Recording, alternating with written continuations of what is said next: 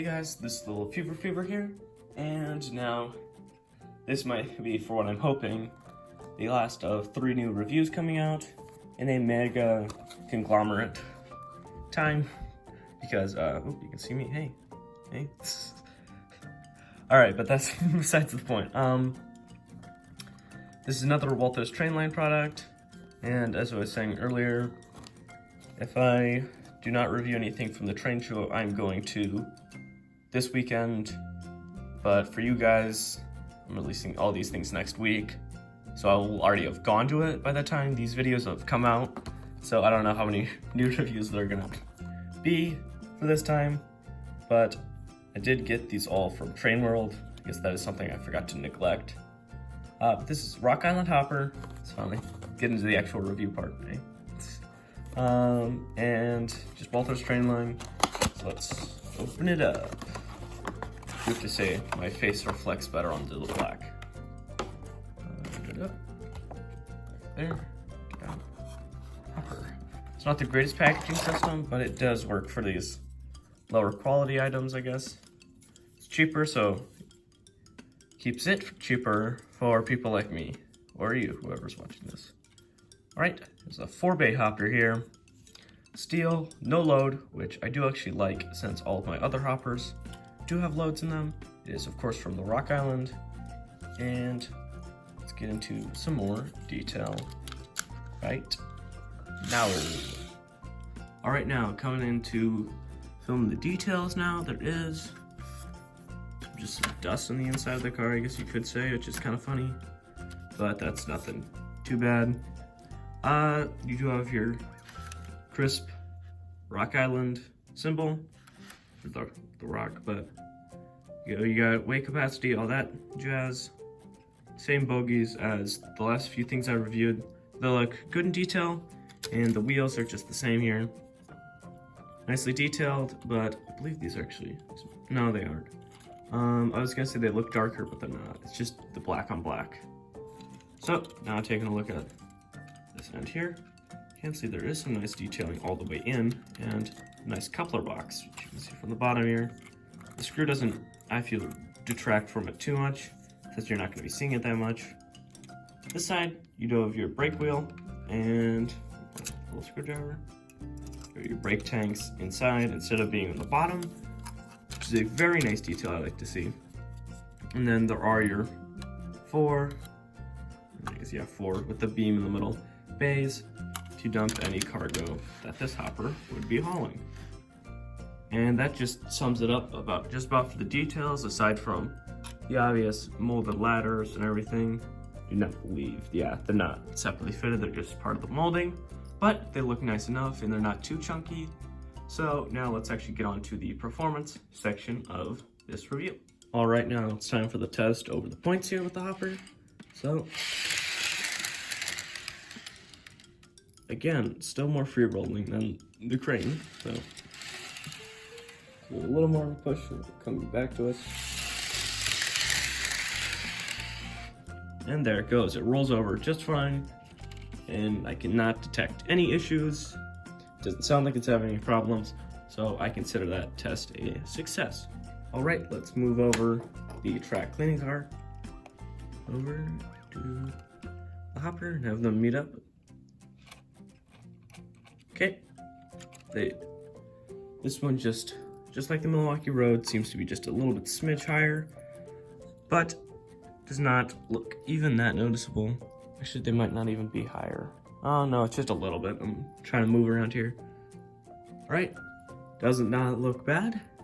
And if I roll it over now to the other end, we're gonna test out another piece of Walthers, which is the boxcar I just reviewed, or whenever these reviews are set days apart.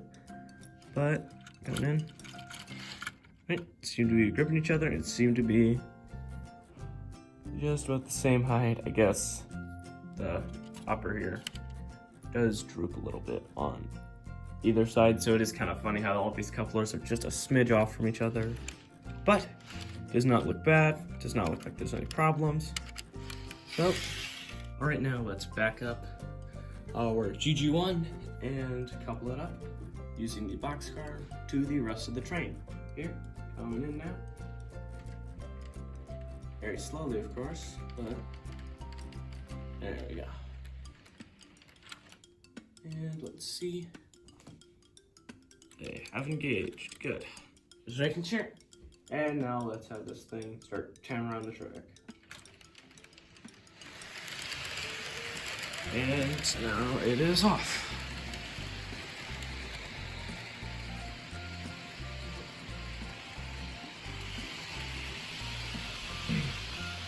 Alright, from what I can see now, it is doing fairly well on its first run now around the layout. Doesn't seem to be having any problems. Here it comes by now.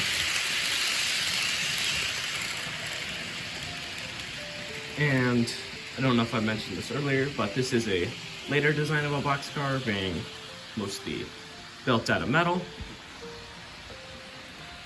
And what I've called coal, most likely from the region in Illinois.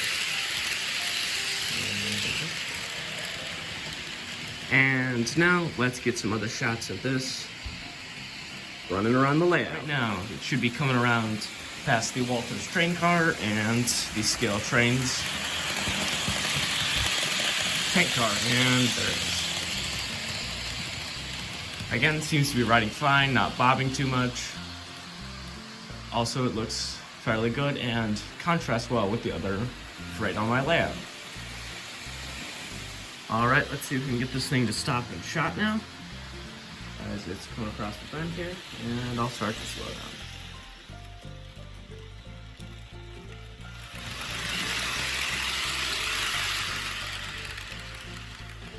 Almost there. And stop. Oop, a little too far, but there we go. Alright, time to give the final ratings for this nice Walthers Trainline hopper.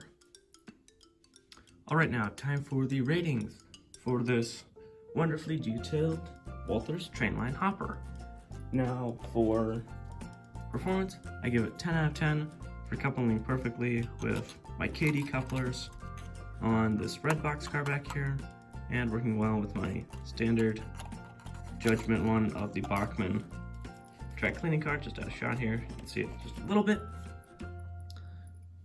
For detail, I give it a 9 out of 10 for having a bunch of loaded and cool details on the inside, the ornate detailing on the outside, all easily legible. The only reason it doesn't get the full 10 out of 10 is these ladders are just a part of the molding, but that's a lot to ask for, and also the wheels are not fully and accurately modeled, but I feel like that's really good for this price. For quality, 10 out of 10, feels very sturdy, doesn't rock too much, rolls well, performs well, and yeah, for value, a 9 out of 10, for the same price as the log car in the background there. Same price of $15. It does really well with all of its detailing and performance, and it just goes past it just by a little bit in the end overall score of 9.5 out of 10, which is an amazing score for an amazing product that I recommend that you should buy for yourself if you're interested in hoppers or any other livery or paint scheme that these things come in. So I believe on while I was getting these, they had a bunch of different designs, but as I said earlier, I liked the general Rock Island look. Right, that sums it up just about for this video. I'd like to thank you guys so much for watching. Like, subscribe, but you don't have to if you don't like it. See you guys next time. Hope you enjoyed, these 3 reviews that have gone on for the past, week now. But, right, I'll see you guys in the next video, and bye-bye.